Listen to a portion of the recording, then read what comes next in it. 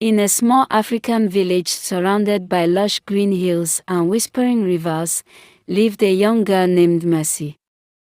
Barely 10 years old, Mercy had the brightness of the morning sun in her eyes and the laughter of a bubbling stream in her voice.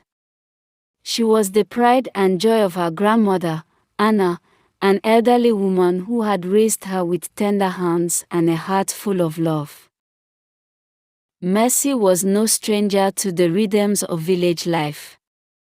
Each day, she would wake before the roosters crowed, helping her grandmother with chores before running off to play with her friends.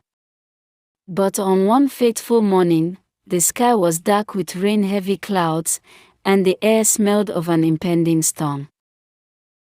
"Mercy, go and fetch some firewood before the rains come," Annah instructed, her voice laced with concern. Mercy hesitated, eyeing the ominous sky. But she nodded, grabbing her small bundle and skipping toward the forest on the edge of the village. The forest was alive with the rustling of leaves and the chopping of hidden creatures.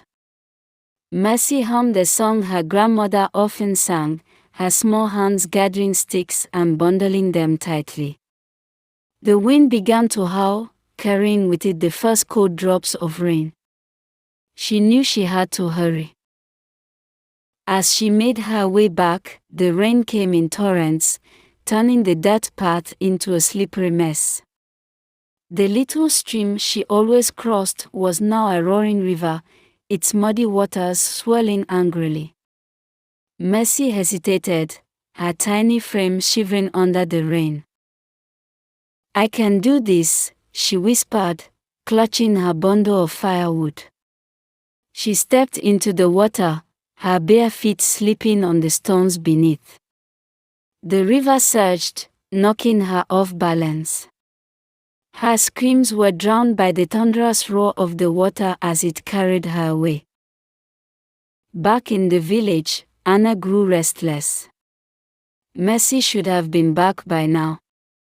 She ventured out into the rain, calling her granddaughter's name. Her cries echoed through the storm, unanswered. When the rain subsided, the villagers joined the search, combing the forest and the river banks. It was near dusk when they found her. Mercy's small, lifeless body lay tangled in the reeds by the riverbank. The bundle of firewood she had so carefully gathered was still clutched in her arms.